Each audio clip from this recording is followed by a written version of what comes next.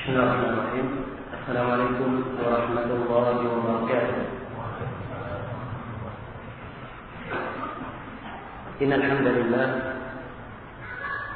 nahmaduhu wa nasta'inuhu wa nastaghfiruh wa na'udzu billahi min shururi anfusina wa sayyiati a'malina. Man yahdihillahu fala mudilla lahu wa man yudlil fala hadiya lahu. أشهد أن لا إله إلا الله وحده لا شريك له وأشهد أن محمدا عبده ورسوله. يا أيها الذين آمنوا اتقوا الله حق تقاته ولا تموتن إلا وأنتم مسلمون. يا أيها الناس اتقوا ربكم الذي خلقكم من نفس واحدة وخلق منها زوجها وبث منهما رجالا كثيرا ونساء واتقوا الله الذي تساءلون به والأرحام إن الله كان عليكم رقيبا. يا أيها الذين آمنوا اتقوا الله وقولوا قولا سديدا يصلح لكم أعمالكم ويغفر لكم ذنوبكم ومن يطع الله ورسوله فقد فاز فوزا عظيما. أما بعد،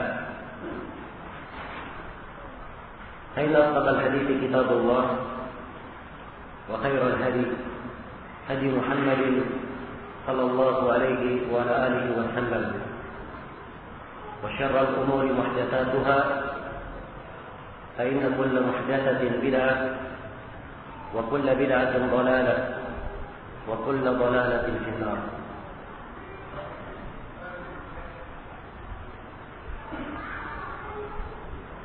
Ma'asyiral ikhwah wal akhwat, kaum muslimin dan muslimat yang saya hormati dan saya muliakan, alhamdulillah,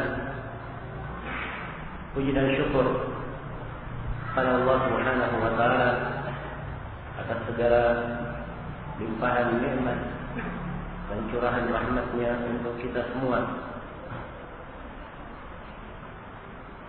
Dan kehadiran kita di masjid ini adalah salah satu kebaikan yang Allah Subhanahu wa taala pilihkan untuk kita, di mana Rasulullah sallallahu alaihi wasallam telah bersabda di dalam sebuah hadis yang diriwayatkan oleh Imam Muslim, "Ma min qaumin jalasu fi baitin min buyutillah yatluna kitaballahi wa yatadarasunahu fima bainahum illa nazalat alaihim as-sakinah wa ghashiyatuhum ar-rahmah وحفتهم الملائكة وذكرهم الله في من عنده." Tidak ada satu kaum pun yang duduk di rumah dari rumah-rumah Allah, di masjid dari masjid-masjid Allah, mereka membaca kitab Allah, saling mempelajarinya antara sesama mereka. Tidaklah mereka duduk seperti itu kecuali akan turun kepada mereka ketenangan. Mereka akan diliputi oleh rahmat, dinaungi oleh para malaikat, dan Allah akan menyebut orang-orang yang hadir di majelis itu di depan para malaikatnya, yaitu untuk dibanggakan. Karena itu saya berharap semoga pertemuan kita ini dijadikan sebagai pertemuan yang berberkah, membawa kebaikan dan membawa manfaat untuk kita semua di dunia dan di akhirat. Dan semoga Allah Subhanahu wa taala selalu mempertemukan kita di atas kebaikan dan di atas keimanan, mempersaudarakan kita di atas ketakwaan, karena ketakwaan tersebutlah yang menjalin persaudaraan hingga hari kiamat. Adapun kebersamaan tanpa diiringi oleh ketakwaan, keadaannya adalah seperti yang disebutkan di dalam Al-Quran, "Al-akhillau yawma idzin ba'duhum li ba'din adu illa al-muttaqin." Orang-orang yang saling mencintai pada hari kiamat, sebagian dari mereka adalah musuh terhadap sebagian yang lainnya, kecuali orang-orang yang bertakwa. Kecuali orang-orang yang bertakwa. Iya. Karena itulah Saya selalu bermohon kepada Allah Subhanahu wa taala agar seluruh dari hadirin dan seluruh kaum muslimin dan muslimat diberi petunjuk di atas jalan yang lurus, dikokohkan di atas kebaikan, keimanan dan ketakwaan, dijauhkan dari segala hal yang membahayakannya atau memalingkannya dari agamanya. Tema pembahasan kita pada siang hari ini adalah sebuah tema yang sangat penting. Dasar dan pokoknya diterangkan di dalam ayat-ayat Al-Quran dan hadits Rasulullah Sallallahu Alaihi Wasallam. Al-Quranul Karim dan Sunnah Nabi Sallallahu Alaihi Wasallam menjelaskannya dan menerangkannya. Penjelasan dan penerangan yang sangat jelas, penyebutan berbagai sebab yang wajib untuk diperhatikan oleh setiap muslim dan muslim, oleh setiap muslim dan muslimah yang menghendaki keselamatan dan keberuntungan di kehidupan dunianya dan di kehidupan akhiratnya. Tema kita pada siang hari ini sebagaimana yang telah diumumkan adalah sebab-sebab penyimpangan. Dan dasar tema ini adalah sebuah ayat di dalam Al-Quran yang selalu kita baca dalam sehari paling sedikit 17 kali kita membacanya.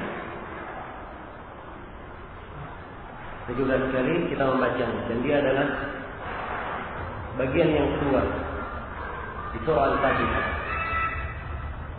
Ihdinas siratal mustaqim, siratal ladzina an'amta 'alaihim, ghairil maghdubi 'alaihim waladdallin. Seorang hamba lalu berdoa di dalam salatnya, di dalam surah Al-Fatihah yang dia baca, Ya Allah, ihdinas siratal mustaqim, berilah petunjuk kepada kami menuju kepada jalan yang lurus, siratal ladzina an'amta 'alaihim. Kemudian Allah terangkan apa jalan yang lurus itu, yaitu jalan orang-orang yang Allah beri nikmat terhadap mereka. Setelah menjelaskan jalan yang lurus, Allah ingatkan dari bahaya dua jalan, ghairil maghdubi 'alaihim waladdallin, bukan jalan orang yang dimurkahi, bukan pula jalan orang-orang yang disesatkan. Iya, ini dasar dan pokok pembahasan kita. Penyebutannya di surah Al-Fatihah adalah penggambaran betapa pentingnya memahami jalan petunjuk dan betapa pentingnya mengenal sebab-sebab yang memalingkan seorang hamba dari jalan petunjuk. Memalingkan seorang hamba dari jalan petunjuk. Karena itu saat seorang muslim mengenal Islam, dia wajib bersyukur kepada Allah Subhanahu wa taala akan keislaman yang Allah anugerahkan kepadanya. Yaitu adalah hidayah. Dan keislamannya tersebut adalah modal utamanya. Dengannya lah ia dibedakan dengan penduduk neraka. Iya. Dan seorang ketika mengenal Islam, itu artinya dia telah mendapatkan hidayah menuju kepada jalan. Dan saat ia berada di atas jalan Islam, dia perlu kepada hidayah yang kedua. Perlu kepada hidayah yang kedua agar supaya dia kokoh di atas jalan. Tidak ke kanan, tidak pula ke kiri, atau berpaling ke belakang meninggalkan jalan. Tapi dia perlu hidayah dari Allah Subhanahu wa taala supaya kokoh di atas jalannya. Ya. Karena itu perhatikan di konteks ayat surah Al-Fatihah, ihdinas siratal mustaqim. Ya Allah, berilah kepada kami hidayah menuju kepada jalan yang lurus. Seorang muslim dan muslim yang membacanya dalam Al-Quran, dalam salatnya, dia telah berislam. Berarti dia telah mendapatkan hidayah menuju kepada Islam. Iya. Dan begitu diperintah meminta hidayah di sini menuju kepada jalan yang lurus, ini adalah permohonan agar supaya ia dikokohkan di atas jalan. Dikokohkan di atas jalan. Kemudian jalan lurus diterangkan. Siratal ladzina an'amta 'alaihim. Yaitu jalan orang-orang yang Engkau beri nikmat terhadap mereka. Iya. Dan inilah jalannya para nabi. Dan siapa saja yang mengikuti para nabi dari kalangan siddiqin, asyhada, wassalihin. Karena dikatakan di dalam ayat siratal ladzina an'amta 'alaihim, itu jalan orang-orang yang Engkau beri nikmat kepada mereka. Sedangkan di ayat lain di surah An-Nisa, Allah Subhanahu wa taala berfirman, "Ulaika alladzina an'ama Allahu 'alaihim minan nabiyyin was-siddiqin wasyuhada'i was-shalihin." Mereka itulah orang-orang yang Allah beri hidayah kepada mereka dari kalangan para nabi, para siddiqin, para syuhada, dan orang-orang yang salih. Dan orang-orang yang salih. Iya. Setelah jelas jalan yang lurus, diingatkan bahaya dua jalan yang menyesatkan dan mengeluarkan seorang hamba dari jalan yang lurus ini. Ghairil maghdubi alaihim waladdallin. Bukan jalan orang-orang yang dimurkai. Bukan jalan orang-orang yang dimurkai dari kalangan Yahudi yang mereka memiliki pengetahuan tentang petunjuk tetapi tidak beramal dengannya. Bukan pula jalannya orang-orang Nasara ad-dallin yang tersesat, di mana mereka beramal tanpa ada ilmu yang membimbingnya. Tanpa ada ilmu yang membimbingnya. Adapun kaum muslimin, mereka berada di atas siratal mustaqim, dibimbing dengan ilmu dan dengan amalan. Tatkala mereka mengetahuinya, mereka mengamalkannya, dan tidaklah mereka beramal kecuali dibangun di atas ilmu. Kecuali dibangun di atas ilmu. Inilah jalan yang lurus. Iya. Maka dasar ini, fondasi ini adalah kaidah penting di dalam keislaman. Seorang hamba selain mengenal jalan petunjuk, dia juga harus mengetahui apa-apa yang bisa mengeluarkannya dari jalan petunjuk itu, agar supaya dia tidak jatuh di dalam kesesatan, tidak jatuh di dalam penyimpangan. Iya. Dan sudah merupakan ketentuan di dalam kehidupan, sesuatu itu akan menjadi jelas dengan mengetahui lawannya. Iya. Siang ini semua orang tahu apa yang dinamakan siang. Bagaimana kadar dari siang tersebut kalau dia mengenal apa yang dinamakan dengan malam. Seorang akan mengenal apa itu manis kalau dia mengenal lawannya apa yang pahit. Demikian pula jalan kebenaran akan semakin jelas jalan kebenaran tersebut kalau dia mengenal jalan kesesatan, hal-hal yang bisa memalingkannya dari kebenaran. Iya. Dan ini dua hidayah. Allah sebutkan di dalam Al-Quran, وَهَدَيْنَاهُ النَّجْدَيْنِ. Kami beri hidayah kepada insan itu menuju kepada dua najd. Salah satu dari dua penafsiran yang masyhur di kalangan ahli tafsir, yaitu kami berikan kepadanya dua jalan. Ditunjukkan jalan kebenaran dan ditunjukkan jalan kesesatan. Jalan kebenaran untuk dia ikuti, jalan kesesatan untuk dia hindari. Allah Subhanahu wa taala berfirman, "Wa nafsin wa ma sawaha fa'alhamaha fujuraha wa taqwaha." Demi jiwa dan penyempurnaannya, kemudian kami beri ilham kepadanya menuju kepada jalan kefajirannya atau jalan ketakwaannya. Diterangkan dua hal, jalan ketakwaan dan jalan kefajiran tentunya. Iya. Allah Subhanahu wa taala berfirman, "Wa kadzalika nufassilu al-ayat wa litastabina sabilul mujrimin." Dan demikianlah kami merinci ayat-ayat. Kebenaran dirinci dengan sejelas-jelasnya Ya. Walitastabina sabilul mujrimin, supaya tampak dengan jelas jalannya orang-orang yang berdosa. Dan di dalam hadis Abdullah bin Amr bin As yang diriwayatkan oleh Imam Muslim, Rasulullah sallallahu alaihi wasallam bersabda, "Innahu lam yakun nabiyyun qabli illa kana haqqan alaihi an yadulla ummatahu ala khairi ma ya'lamuhu lahum wa yunzirahum an syarri ma ya'lamuhu lahum." Tidak ada seorang nabi pun sebelumku kecuali wajib atas nabi tersebut menjelaskan segala kebaikan yang dia ketahui bagi umatnya. Dan wajib atas nabi tersebut menjelaskan segala kejelekan yang bisa membahayakan umatnya. Iya.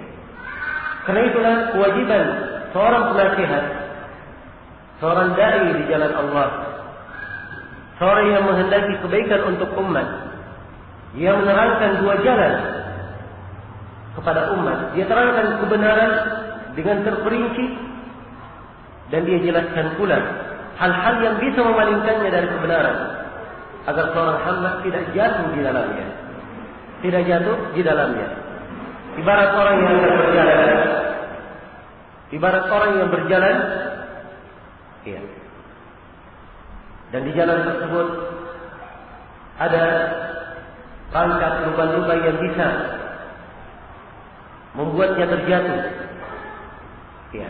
Maka seorang penasihat dia tunjukkan jalan yang ingin dia tempuh kepada tujuan yang ingin dia capai, dan dia ingatkan bahwa di jalan itu iya, ada hal-hal yang bisa membahayakannya, letaknya di sini dan di sini dan di sini. Dan inilah makna ucapan seorang penyair, "Araftu syarra la lisyarri walakin litawaffihi wa man lam ya'rif al-khaira min asy-syarri yaqa' fihi." Saya mengetahui kebenaran, saya mengetahui kejelekan bukan untuk berbuat jelek, tapi supaya menghindari kejelekan itu. Karena siapa yang tidak bisa membedakan antara kebaikan dan kejelekan, dikhawatirkan dia jatuh dalam kejelekan tanpa dia sadari. Dan ini pula makna ucapan Hudzaifah bin Yaman radhiyallahu anhu di dalam hadis yang diriwayatkan oleh Imam Al-Bukhari dan Imam Muslim. Beliau berkata, "Kana an-nas yas'aluna Rasulullah sallallahu alaihi wasallam 'anil khair wa kuntu as'aluhu 'anil syarr maqafata an yudrikani." Adalah manusia yang mereka bertanya kepada Nabi sallallahu alaihi wasallam tentang kebaikan. Ya. Jalan menuju surga itu apa? Amal yang mendekatkan kepada Allah itu apa? Pertanyaan-pertanyaan tentang kebaikan. Kalau Hudzaifah tidak. Kata beliau, saya bertanya kepada Nabi tentang kejelekan. Apa yang akan terjadi dari fitnah, dari kejelekan? Kenapa? Maka kata ayyudrikani, saya khawatir kejelekan itu akan menimpa. Jadi beliau mempelajarinya agar supaya tidak jatuh di dalamnya. Hadirin sekalian yang saya hormati dan saya muliakan, ini dasar fondasi untuk pembahasan kita. Dari ayat yang selalu kita baca, tapi kadang kita kurang untuk merenunginya. Dan Rasulullah SAW selalu menanamkan makna ini kepada para sahabatnya. Iya. Dan beliau memberikan perumpamaan-perumpamaan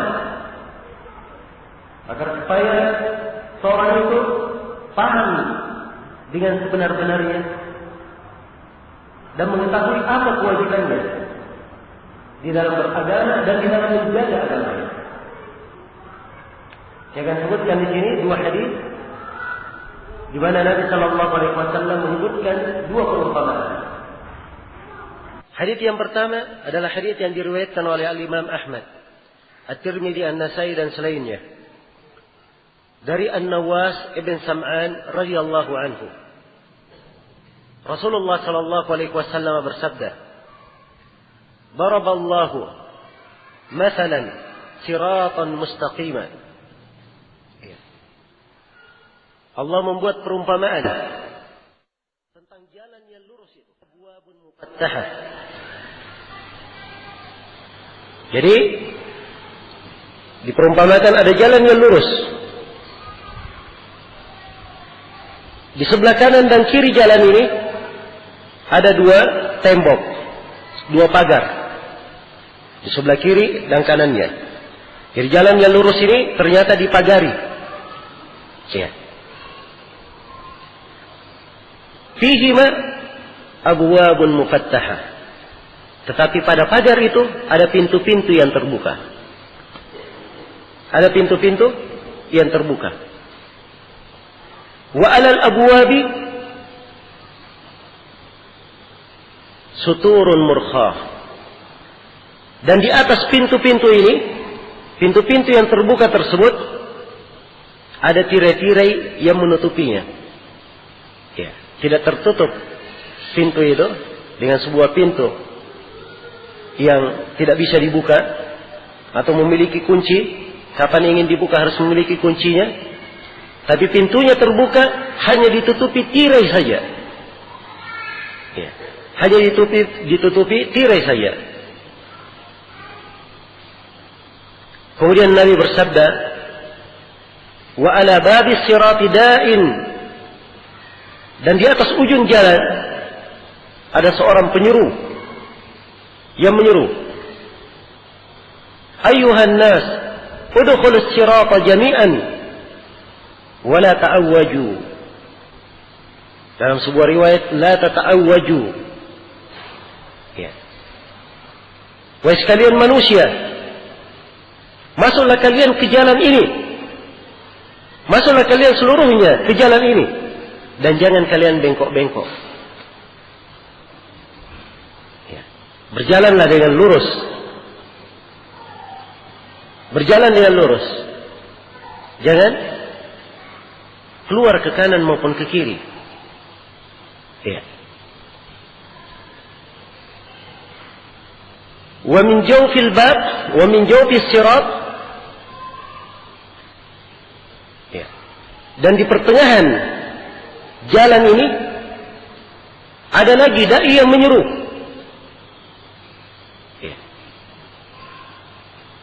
Kullama arada an yaftaha syai'an min al-abwab qala ya wayhaka la taftahhu fa innaka in taftahhu talijhu. Dan di tengah jalan ada lagi penyeru. Setiap kali seorang itu ingin membuka tirai-tirai itu, maka penyeru yang di tengah jalan berteriak, wayhaka, betapa kasihannya kamu. Ini kalimat menunjukkan rasa kasihan disertai dengan rasa sayang. Ia menegur, wayhaka, jangan kamu buka pintu itu. Karena engkau kalau membukanya, engkau akan masuk di dalamnya. Iya.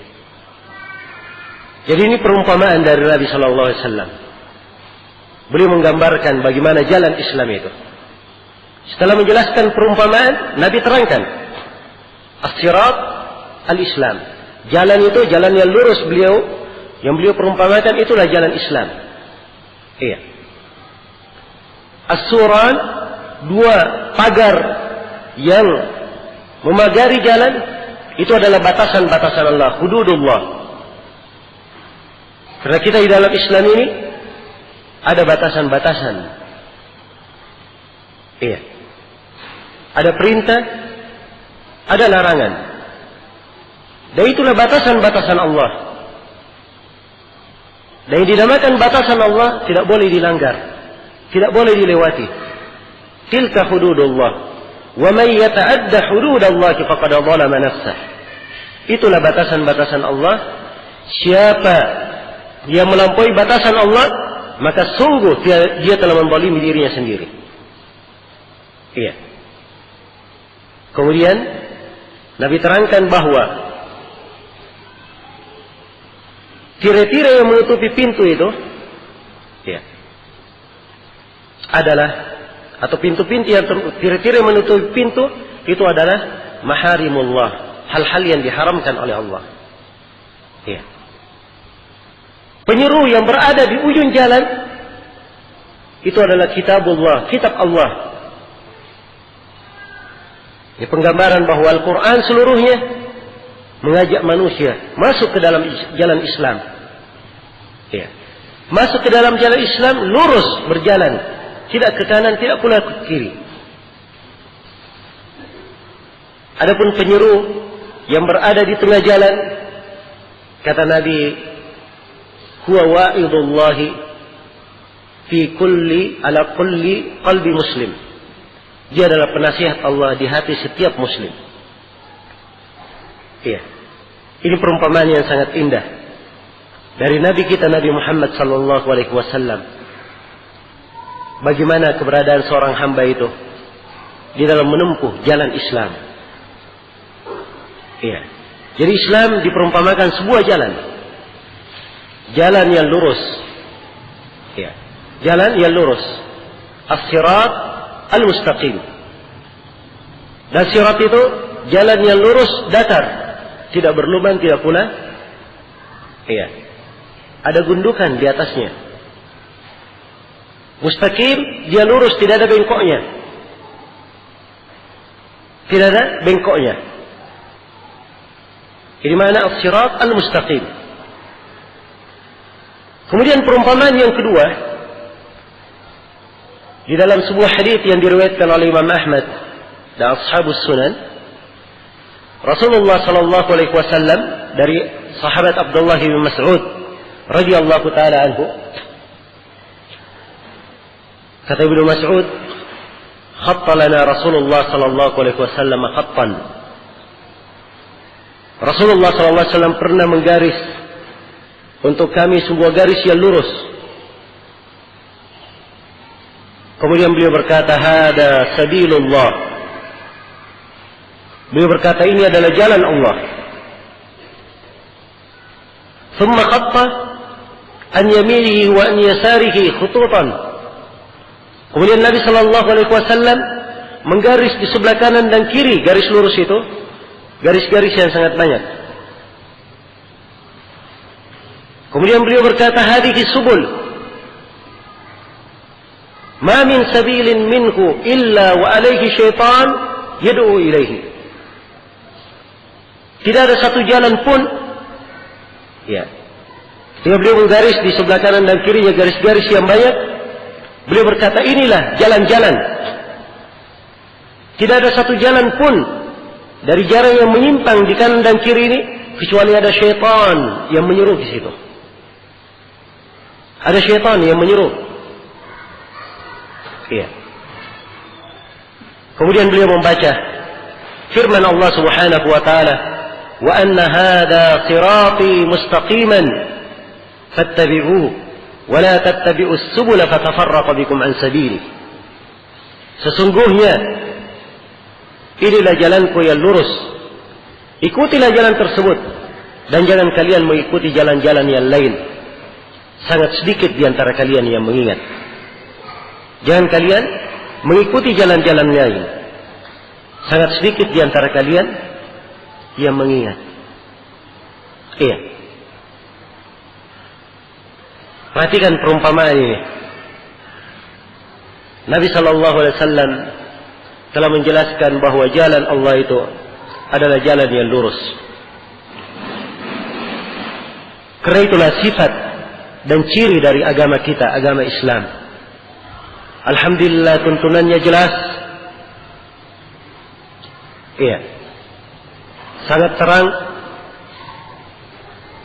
Sehingga Allah merintah kepada nabinya untuk menyatakan, "Qul hadhihi sabili ad'u ila Allah ala basiratin ana wa man ittaba'ani." Katakan wahai Nabi Muhammad, ini adalah jalanku. Iya. Saya berdakwah kepada Allah di atas jalan ini dengan basirah, dengan ilmu dan keyakinan. Saya berdakwah dan orang-orang yang mengikutiku di atas jalan ini. Jalan Islam, jalan yang jelas. Siangnya sama dengan malamnya. Rasulullah SAW bersabda dalam hadits yang diriwayatkan oleh Ibnu Majah, Ibnu Abi Asim dan selainnya, laqad taraktukum 'alal bayda lailuha kanahariha la yazigu anha ba'di illa halik. Sungguh aku telah meninggalkan kalian di atas suatu perkara yang sangat putih, malamnya sama dengan siangnya, tidak ada yang menyimpang darinya kecuali dia binasa. Nabi peringatkan bahwa jalan Islam jalan yang terang. Kewajiban kita adalah mengikutinya, menapakinya. Tidak ada yang menyimpang darinya kecuali dia telah binasa.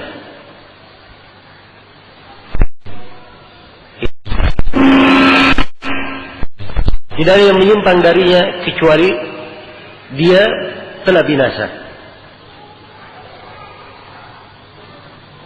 Dari sinilah tampak bahwa tema pembahasan yang kita angkat pada pertemuan kali ini adalah pembahasan yang sangat kita perlukan di dalam kehidupan. Pijakan-pijakan yang seorang muslim dan muslimah tidak boleh lalai darinya. Tidak boleh lalai darinya. Dan alhamdulillah terangkan dalam ayat-ayat Al-Quran serta hadits-hadits Rasulullah SAW sebab-sebab yang bisa menjatuhkan seorang hamba di dalam penyimpangan, bisa mengantar seorang hamba kepada kesesatan, memalingkannya dari jalan petunjuk. Iya, hal ini adalah hal yang diterangkan di dalam Al-Quranul Karim dan Sunnah Rasulullah Sallallahu Alaihi Wasallam. Dan saya di kesempatan ini akan mengangkat beberapa sebab yang perlu diketahui oleh setiap muslim dan muslimah. Jangan sampai hal itu menyebabkannya keluar dari jalan yang lurus. Saya akan sebutkan beberapa sebab sesuai dengan waktu dan kesempatan untuk pertemuan ini. Dengan dalil-dalilnya dari Al-Quran dan Sunnah Rasulullah Sallallahu Alaihi Wasallam. Baik, sebab yang pertama, saya akan mulai menyebutkan beberapa sebab. Dan di antara sebab-sebab yang saya sebutkan ini ada hal-hal yang mengarah kepada makna-makna dan sudut tertentu, dan sebagian sebabnya adalah kaidah umum di dalam kehidupan. Adalah kaidah yang kadang bisa mencakup seluruh sebab yang akan kita sebutkan di dalam pertemuan ini. Baik. Sebab yang pertama yang bisa memalingkan seorang hamba dari jalan petunjuk, mengantarnya kepada penyimpangan, adalah berpaling dari Al-Quran dan Sunnah Rasulullah Sallallahu Alaihi Wasallam.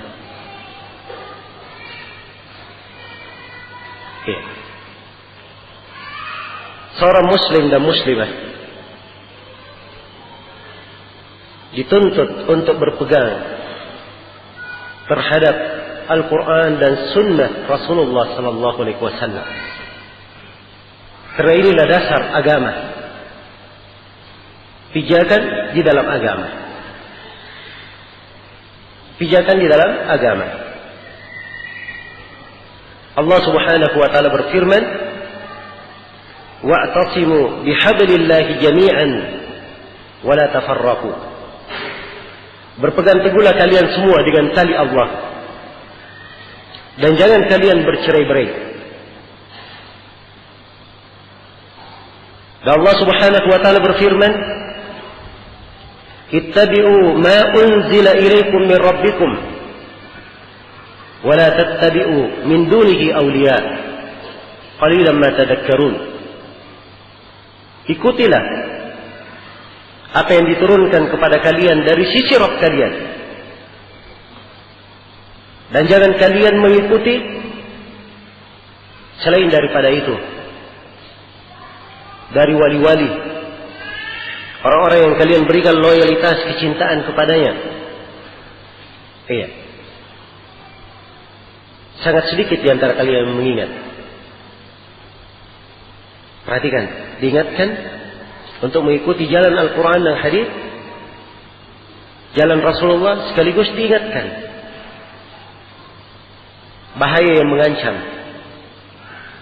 kalau ia keluar dari jalan tersebut. Dan Allah Subhanahu wa taala berfirman kepada nabinya, ya, memberikan penjelasan bagaimana keadaan orang-orang yang tidak menjawab seruannya, tidak menjawab dakwah Rasulullah sallallahu alaihi wasallam. Allah berfirman, "Fa in lam yastajibu laka fa'lam annama yattabi'una ahwa'ahum." Ketahuilah, apabila mereka, wahai Nabi Muhammad, tidak mengikutimu, tidak menjawab dakwamu, maka ketahuilah sesungguhnya mereka itu adalah orang-orang yang mengikuti hawa nafsunya. Adalah orang-orang yang mengikuti hawa nafsunya. Di dalam ayat, manusia hanya dibagi menjadi dua. Golongan yang istijabah, mengikuti Nabi Muhammad, dan golongan yang mengikuti hawa nafsunya. Iya. Dan ini diantara dalil-dalil umum yang menjelaskan kewajiban mengikuti Al-Quran dan Sunnah sekaligus, disertai dengan peringatan kalau keluar dari Al-Quran dan Sunnah itu.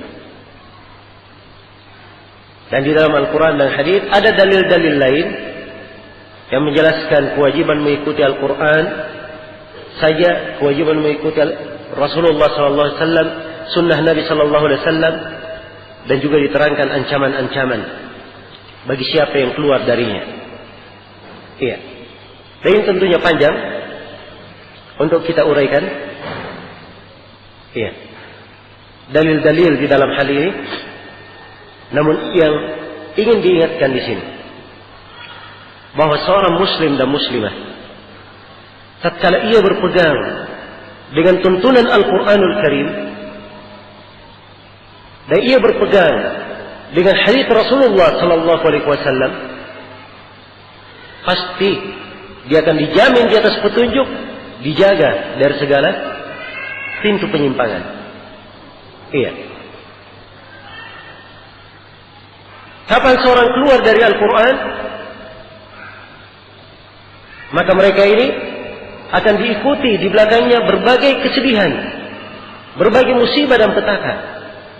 Iya.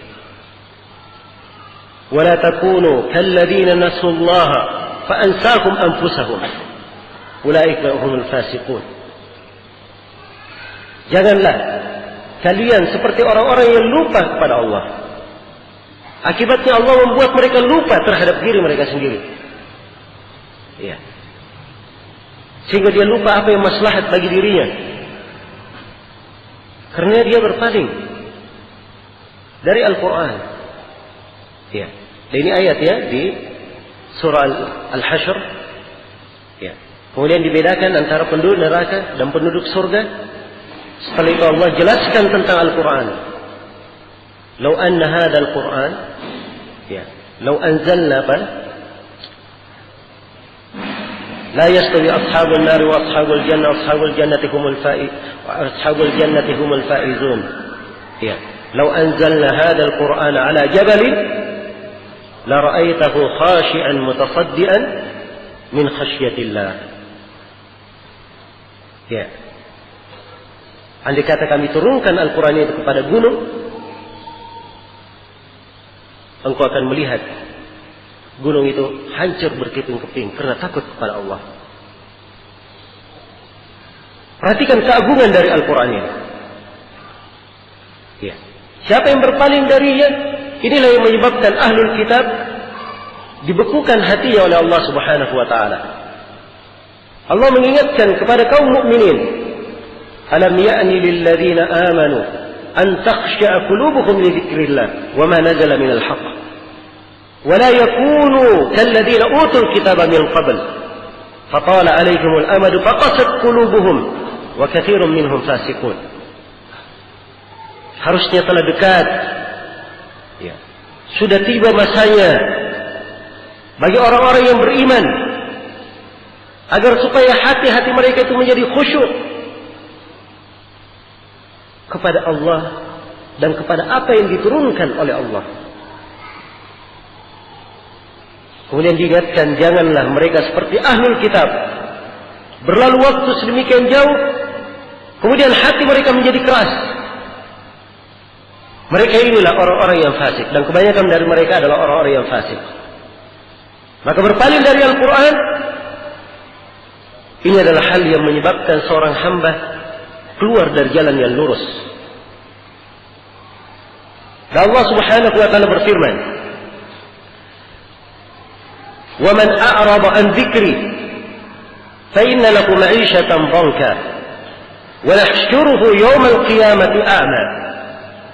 قال رب لم حشرتني أعمى وقد كنت بصيرا قال كذلك أتتك آياتنا فنسيتها وكذلك اليوم تنسى. Dan barang siapa yang berpaling dari zikri, Ad-Dzikr salah satu penamaan Al-Quran.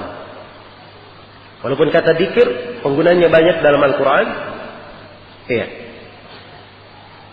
Dan juga bisa masuk di dalamnya hadits Rasulullah sallallahu alaihi wasallam. Tapi dalam sebuah ayat Allah firman, "Inna nahnu nazzalna dzikr wa inna lahu lahafizun." Sungguhnya kami yang menurunkan ad-dzikr Al-Quran dan kami akan menjaganya. Dan Allah mengingatkan, "Wa man a'rada an dzikri," siapa yang berpaling dari dzikirku, berpaling dari Al-Quran dan sunnah, fa inna lahu ma'ishatan dhanka, dia akan mendapatkan kehidupan yang sempit. Ini di penafsiran sejumlah ahli tafsir. Dhanka diartikan kehidupan yang sempit.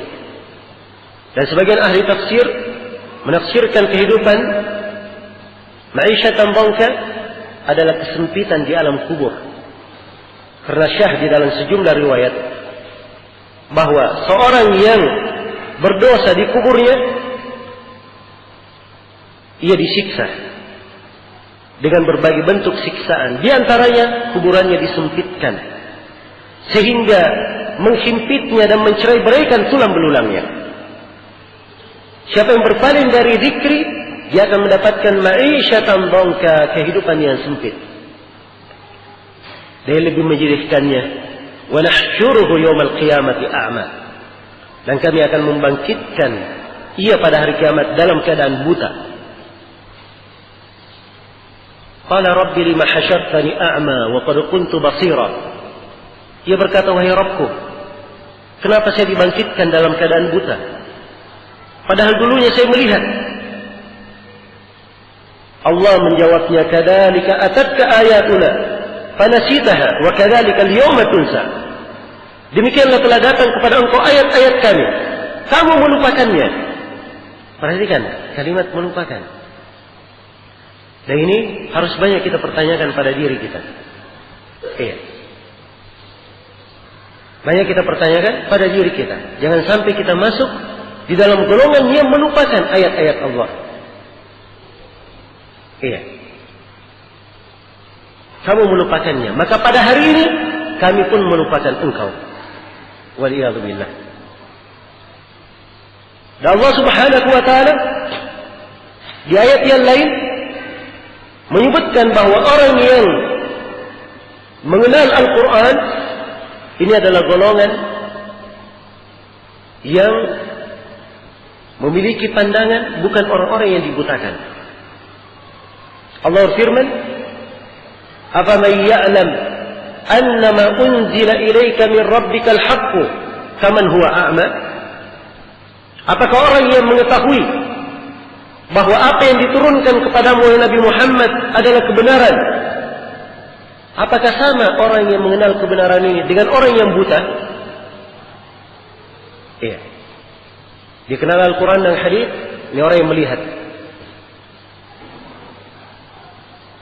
Kalau dia tidak mengenalnya, berpaling darinya, maka dia digolongan orang yang buta. Karena itu di ayat yang lain, faman abasara fali nafsihi wa man amiya fa 'alaiha.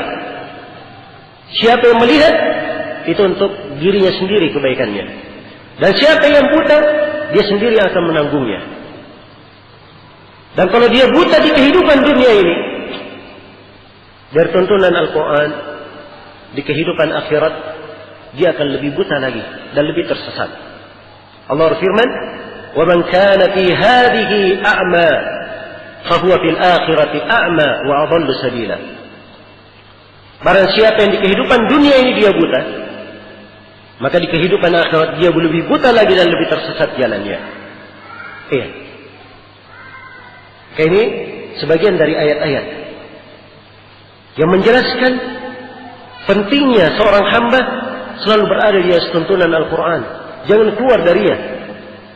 Sebab kapan dia keluar, ini adalah hal-hal yang akan membawanya kepada pintu kesesatan, pintu penyimpangan. Iya. Demikian pula berpegang dengan hadis Rasulullah SAW, dengan sunnah Nabi SAW. Ya. Penyelisihan terhadap Nabi ini akan berakibat jelek bagi seorang hamba. Allah telah mengingatkan, "Falyahdharil ladzina yukhalifuna an amri an tusibakum fitnah aw yusibakum adzabun alim." Hendaknya berhati-hati orang yang menyelisihi perintah Allah atau perintah Rasulullah. Hendaknya berhati-hati orang yang menyelisihi perintah Rasulullah. Dia akan ditimpa oleh sebuah fitnah atau ditimpa oleh siksaan yang pedih. Dan di dalam hadits Ibnu Abbas yang diriwayatkan oleh Imam Ahmad dan selainnya, Rasulullah sallallahu alaihi wasallam bersabda, "Wa ju'ila ad-dall was-sagharu 'ala man khalafa amri." Dan telah dijadikan kehinaan dan kerendahan terhadap siapa yang menyelisihi perintahku. Iya. Ini tolak ukur di dalam berjalan. Seorang pada setiap langkahnya mencocokkannya dengan tuntunan Al-Quran dan Sunnah Rasulullah Sallallahu Alaihi Wasallam. Dan ini menyelamatkan para sahabat di berbagai fitnah dan di berbagai permasalahan yang mereka hadapi, karena keteguhan mereka berpegang kepada Sunnah Rasulullah Sallallahu Alaihi Wasallam. Iya. Suatu hari Rasulullah Sallallahu Alaihi Wasallam mengajak Ibnu Mas'ud. Iya. Beliau berjalan ke arah suatu tempat.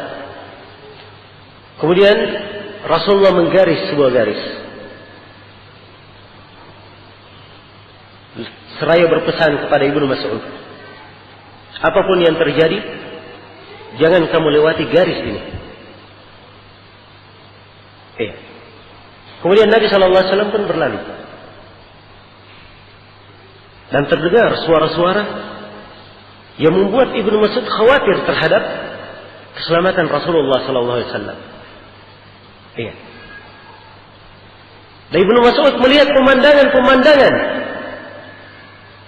berada di depannya, tapi beliau taat kepada perintah Nabi, tidak melewati garis yang digariskan oleh Rasulullah SAW. Maka beliau pun selamat hingga Nabi kembali. Ya.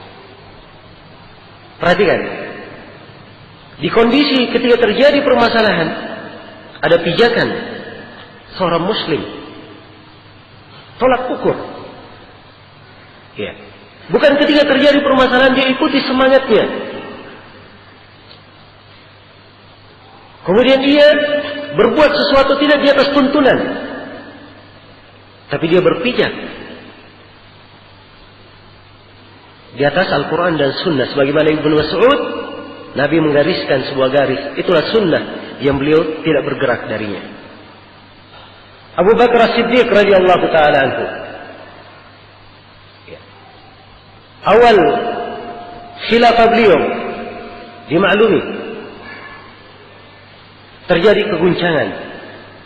Ketika Rasulullah Sallallahu Alaihi Wasallam meninggal, terdengar sebagian dari suku-suku Arab, ya, ia ingin murtad. Keadaan genting. Sebelum Nabi SAW meninggal, beliau sempat mengirim pasukan dipimpin oleh Usama bin Zaid. Beliau sendiri yang memasang benderanya dan beliau sendiri yang mengarahkan pasukan ini ke tujuan yang telah ditetapkan oleh Rasulullah SAW. Begitu Nabi SAW meninggal, pasukan ini masih berada di tengah jalan. Ya. Saat berita wafatnya Nabi sampai kepada mereka, pasukan pun berhenti, menunggu perintah selanjutnya dari pimpinan yang menggantikan Rasulullah SAW. Setelah Abu Bakar menjadi khalifah, orang-orang pun memberi nasihat kepada Abu Bakar agar supaya pasukan Usama bin Zaid ditarik kembali ke Madinah, karena di kondisi sangat genting. Ya. Dan ini adalah usulan, masukan dan nasihat yang bagus, memandang kemaslahatan. Tapi perhatikan bagaimana cara berpikir Abu Bakar As-Siddiq radhiyallahu taala. Kata beliau, demi Allah, andai kata anjing-anjing sudah berada di kaki-kaki istri Rasulullah SAW, sedemikian, maksudnya sedemikian genting keadaan hingga anjing-anjing pun sudah hampir membahayakan para istri Nabi, demi Allah saya tidak akan tarik sebuah pasukan yang Nabi sendiri yang mengirimnya ke sana. Saya tidak akan turunkan sebuah bendera yang Nabi sendiri yang memasangnya. Ya. Sebab ini yang mengirimnya dan memasangnya adalah Nabi. Abu Bakar tidak ingin merubah apa yang telah ditetapkan oleh Rasulullah SAW. Padahal dari sisi kepemimpinan beliau punya hak, sebab dia adalah pemimpin. Beliau adalah pemimpin. Ya. Namun perhatikan bagaimana keteguhan beliau berpegang terhadap sunnah Nabi. Pasukan pun berlalu, ya, menuju kepada titik yang diperintah oleh Rasulullah SAW. Tiap kali pasukan ini melewati kabilah Arab yang ingin murtad, mereka berkata, ini pasukan sedemikian besar keluar dari kota Madinah sedangkan mereka dalam keadaan genting. Ini mereka bukan orang-orang sembarangan. Ya. Kalau begitu kita lihat saja dahulu bagaimana pasukan ini. Setelah itu pasukan Usama bin Zaid pun kembali dengan kemenangan dan qatalah keadaan kaum muslimin. Perhatikan keteguhan Abu Bakar As-Siddiq radhiyallahu taala anhu di dalam berpegang terhadap sunnah Nabi sallallahu alaihi wasallam. Iya. Ini termasuk kunci penyelamat bagi seorang hamba yang mengokohkannya di atas jalan petunjuk, menjaganya tidak jatuh di dalam jalan-jalan yang menyimpang. Baik, ini sebab yang pertama, dan insyaallah taala sebab yang kedua dan seterusnya saya akan lanjutkan nanti setelah sholat asar. Ya, sudah mendekati waktu asar, kita perlu persiapan sedikit. Untuk sementara saya cukupkan sampai sini. Subhanakallahumma wa bihamdik, asyhadu an la ilaha illa anta, astaghfiruka wa atubu ilaik, walhamdulillahirabbil alamin.